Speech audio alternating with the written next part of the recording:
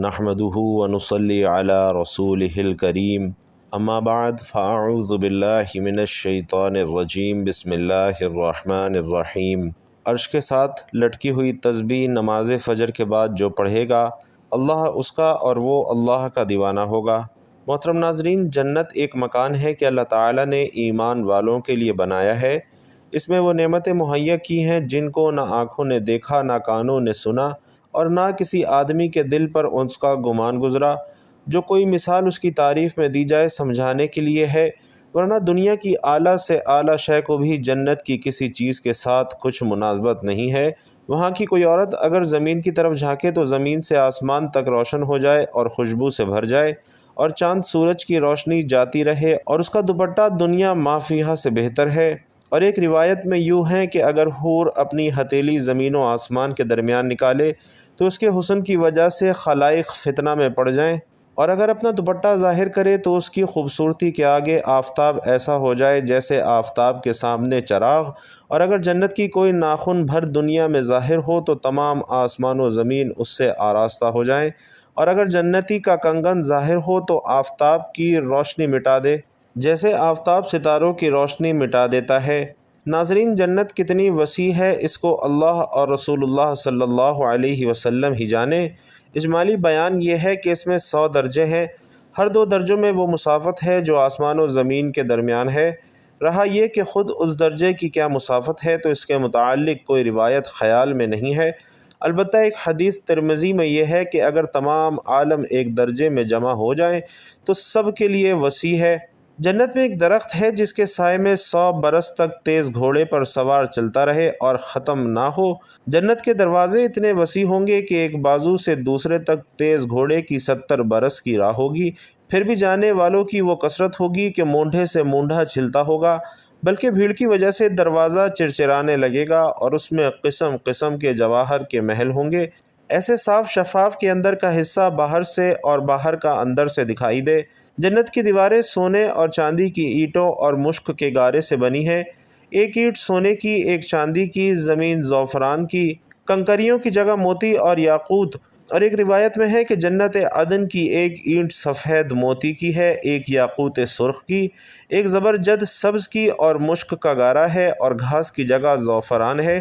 موتی کی کنکریاں، عنبر کی مٹی۔ جنت میں ایک ایک موتی کا خیمہ ہوگا جس کی بلندی 60 میل ہوگی۔ جنت میں 4 دریا ہیں، ایک پانی کا، دوسرا دودھ کا، تیسرا شہد کا، اور چوتھا شراب کا۔ پھر ان سے نہریں نکل کر ہر ایک کے مکان میں جاری ہیں۔ وہاں کی نہریں زمین کھود کر نہیں بہتیں بلکہ زمین کے اوپر اوپر رواں ہیں۔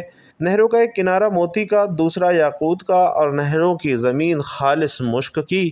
وہاں کی شراب دنیا کی سی نہیں کہ جس میں بدبو ہو اور کڑواہٹ اور نشہ ہو، اور پینے والے بے عقل ہو جاتے ہیں، آپے سے باہر ہو کر بےہودہ بکتے ہیں۔ وہ پاک شراب ان سب باتوں سے پاک اور منزہ ہے۔ جنتیوں کو جنت میں ہر قسم کے لذیذ سے لذیذ کھانے ملیں گے، جو چاہیں گے فوراً ان کے سامنے موجود ہوگا۔ اگر کسی پرند کو دیکھ کر اس کے گوشت کو کھانے کا جی چاہے تو اسی وقت بنا ہوا ان کے پاس آ جائے گا۔ اگر پانی وغیرہ کی خواہش ہو تو کوزے خود ہاتھ میں آ جائیں گے، اور ان میں ٹھیک اندازے کے موافق پانی، دودھ، شراب یا شہد ہوگا کہ ان کی خواہش سے ایک قطرہ کم نہ زیادہ۔ بات پینے کے خود بخود جہاں سے آئے تھے چلے جائیں گے۔ وہاں نجاست، گندگی، پاخانہ، پیشاب، تھوک، ریٹھ، کان کا میل، بدن کا میل اصلاً نہ ہوں گے۔ ایک خوشبودار فرحت بخش ڈکار آئے گی، خوشبودار فرحت بخش پسینہ نکلے گا، اور سب کھانا ہضم ہو جائے گا، اور ڈکار اور پسینے سے مشک کی خوشبو نکلے گی۔ ہر شخص کو 100 آدمیوں کے کھانے پینے جمع کی طاقت دی جائے گی۔ ہر وقت زبان سے تسبیح و تکبیر باقصد اور بلا قصد مثل سانس کے جاری ہوں گے۔ کم سے کم ہر شخص کے سرہانے 10,000 خادم کھڑے ہوں گے، اور خادموں کے ہر ایک کے ہاتھ میں چاندی کا پیالہ ہوگا، دوسرے میں سونے کا، اور ہر پیالے میں نئے نئے رنگ کی نعمت ہوگی۔ جتنا کھاتا جائے گا لذت میں کمی نہ ہوگی بلکہ زیادتی ہوگی۔ ہر نوالے میں 70 مزے ہوں گے، اور ہر مزہ دوسرے سے ممتاز ہوگا، اور وہ معنی محسوس ہوں گے، ایک کا احساس دوسرے سے مانے نہ ہوگا۔ جنتیوں کے نہ لباس پرانے پڑیں گے، نہ ان کی جوانی فنا ہوگی۔ پہلا گروہ جو جنت میں جائے گا ان کے چہرے ایسے روشن ہوں گے جیسے 14ویں رات کا چاند، اور دوسرا گروہ جیسے کوئی نہایت روشن ستارہ۔ جنتی سب ایک دل کے ہوں گے، ان کے آپس میں کوئی اختلاف اور بغض نہ ہوگا۔ جنتی جب جنت میں جائیں گے، ہر ایک اپنے اعمال کی مقدار سے مرتبہ پائے گا اور اس کے فضل کی حد نہیں ہوگی۔ پھر انہیں دنیا کی ایک ہفتے کے مقدار کے بعد اجازت دی جائے گی کہ اپنے پروردگار عز و جل کی زیارت کریں، اور عرش الہی ظاہر ہوگا اور رب عز و جل جنت کے باغوں میں سے ایک باغ میں تجلی فرمائے گا، اور ان جنتیوں کے لیے ممبر بچھائے جائیں گے، نور کے ممبر، موتی کے ممبر، یاقوت کے ممبر، زبرجد کے ممبر، سونے کے ممبر، چاندی کے ممبر، اور ان میں ادنا مشک و کافور کے ٹیلے پر بیٹھے گا، اور ان میں ادنا کوئی نہیں۔ اپنے گمان میں کرسی والوں کو کچھ اپنے سے بڑھ کر نہ سمجھیں گے، اور خدا کا دیدار ایسا صاف ہوگا جیسے آفتاب اور 14ویں رات کے چاند کو ہر ایک اپنی اپنی جگہ سے دیکھتا ہے، کہ ایک کا دیکھنا دوسرے کے لیے مانے نہیں، اور اللہ عز و جل ہر ایک پر تجلی فرمائے گا۔ ان میں سے کسی کو فرمائے گا کہ اے فلاں بن فلاں، تجھے یاد ہے جس دن تو نے ایسا ایسا کیا تھا؟ دنیا کے بعض معاصی یاد دلائے گا تو بندہ عرض کرے گا، اے رب، کیا تو نے مجھے بخش نہ دیا؟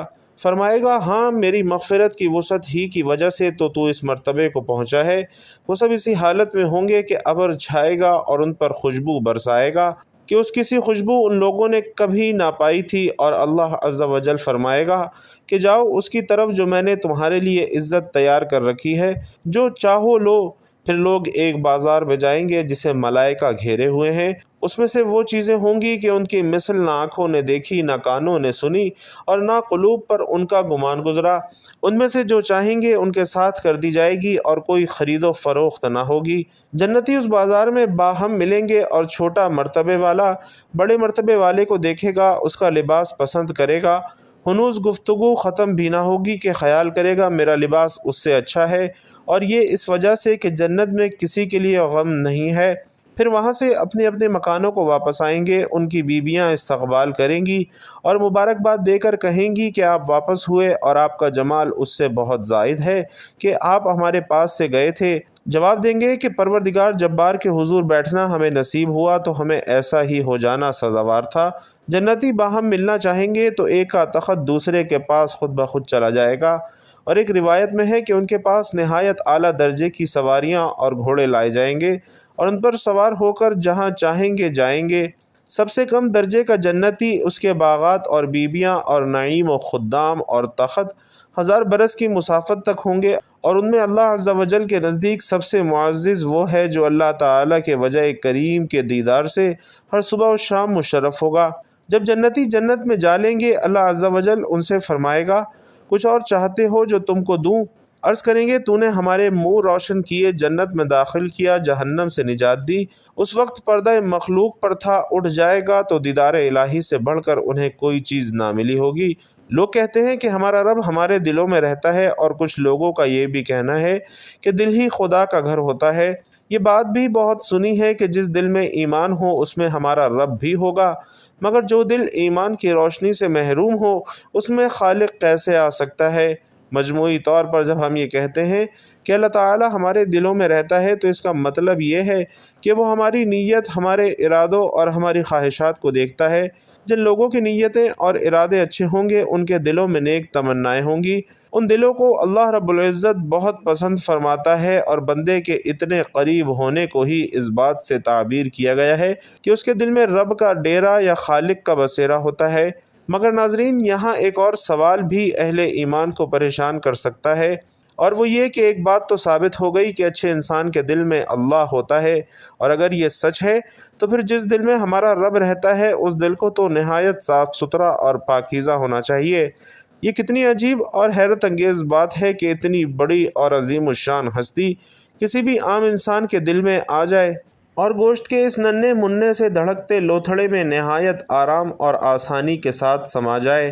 یہ سچ ہے کہ وہ بڑی قدرت والا ہے، ہر چیز پر قادر ہے، جو چاہے کر سکتا ہے، اس کی عظیم ہستی سے سب کچھ ممکن ہے۔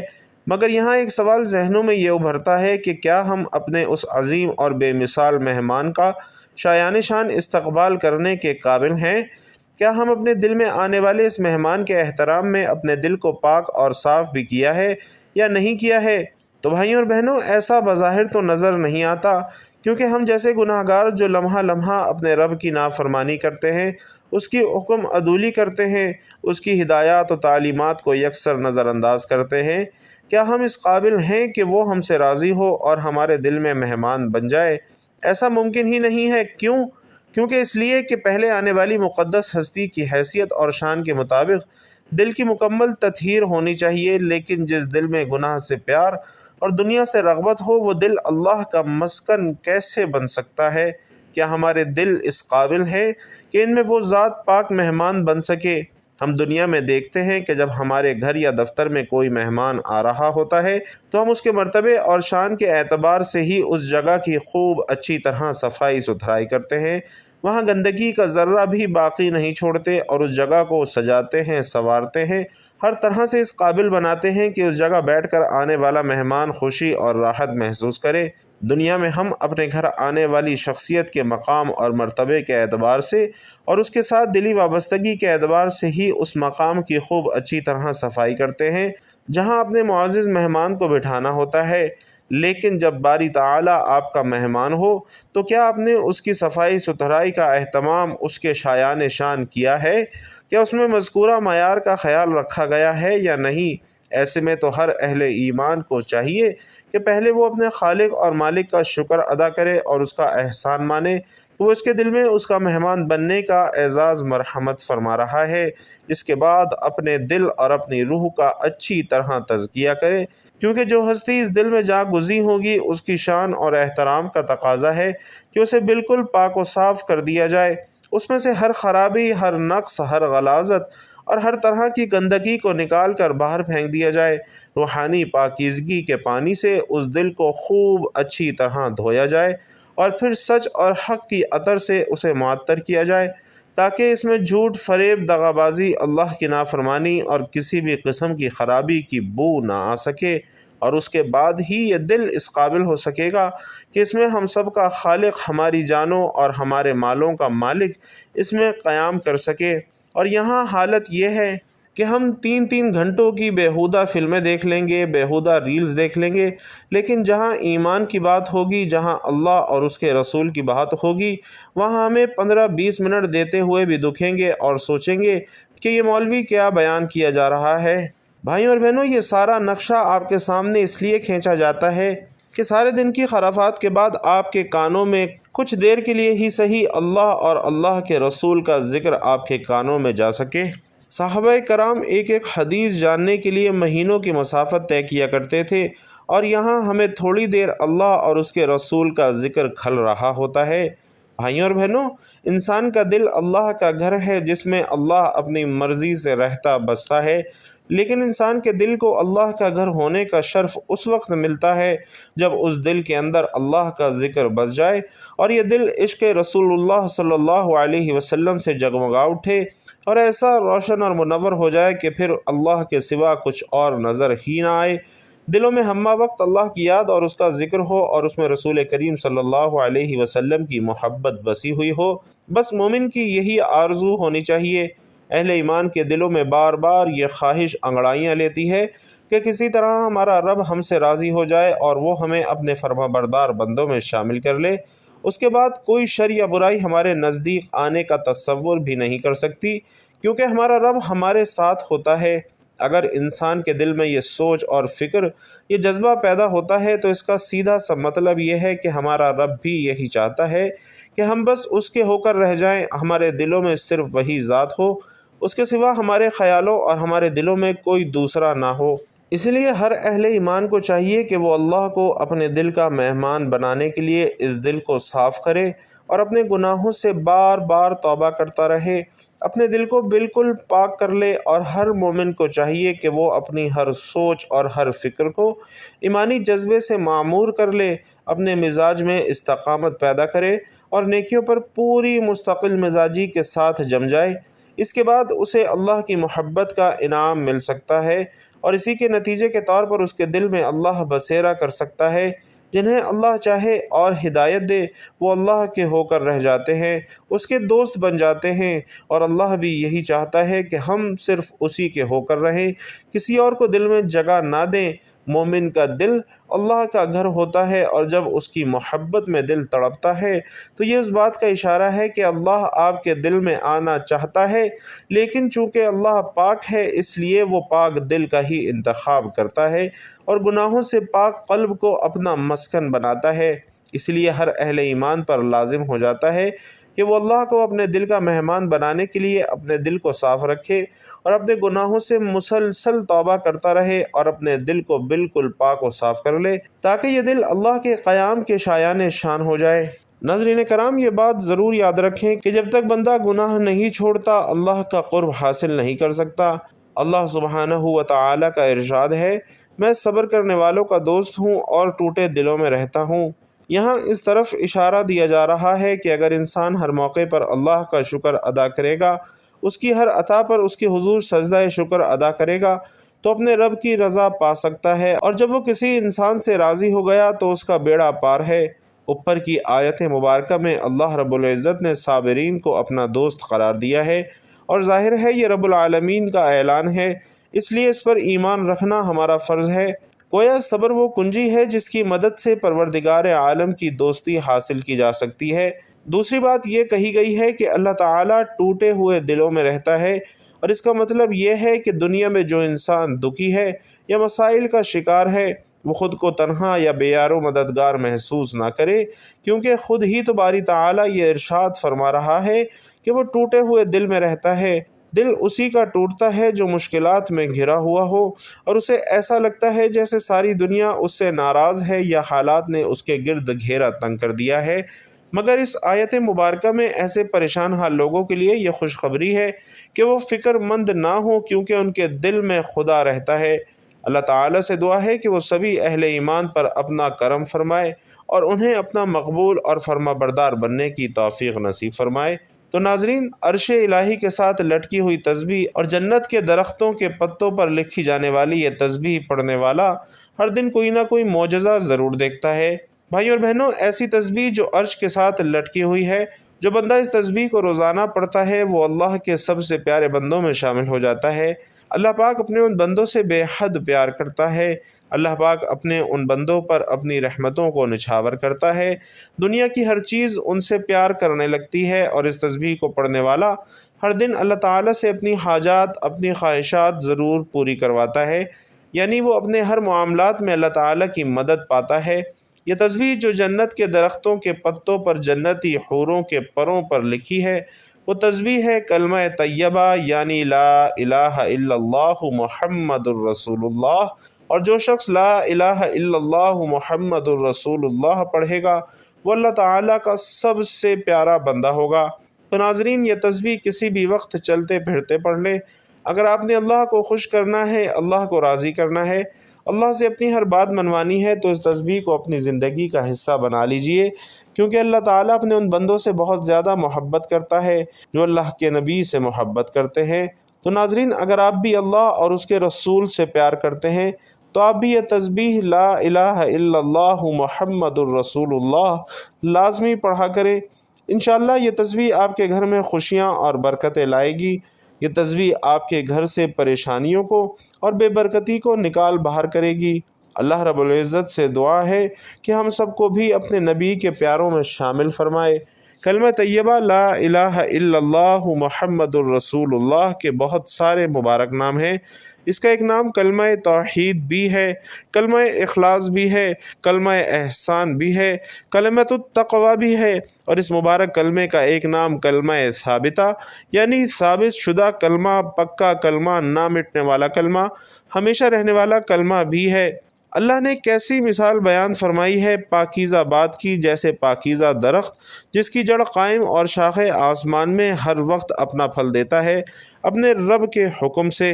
اور حضرت ابن عباس رضی اللہ تعالیٰ عنہ فرماتے ہیں کہ اس آیت مبارکہ میں پاکیزہ بات سے مراد لا الہ الا اللہ محمد الرسول اللہ ہے، یعنی کلمہ طیبہ وہ پاکیزہ درخت ہے جس کی جڑیں مسلمان کے دل میں ہیں، اس کی شاخیں یعنی مسلمان کی نیکیاں آسمان تک پہنچتی ہیں۔ دوسرے درخت تو ایسے ہیں جو سال میں 1 مرتبہ یا 2 مرتبہ پھل دیتے ہیں، مگر کلمہ طیبہ وہ پاکیزہ کلمہ ہے جو اپنے پڑھنے والے کو ہر لمحے تازہ پھل دیتا ہے، اور کلمہ طیبہ کی برکت سے ہر لمحے مسلمان کو تازگی ملتی ہے، ہر لمحے اس کا ایمان برقرار رہتا ہے، اس کی برکت سے ہر لمحے آدمی اللہ کی رحمتوں کا مستحق بنا رہتا ہے۔ تو بھائیوں اور بہنوں، اس کلمے کو اپنی زندگی کا معمول بنا لیجئے، اور اگر ویڈیو پسند آئی ہو تو کمنٹ باکس میں ایک مرتبہ صدق دل سے سبحان اللہ ضرور لکھ دیجئے۔ اللہ تعالیٰ آپ سب کا حامی و ناصر ہو، آمین یا رب العالمین۔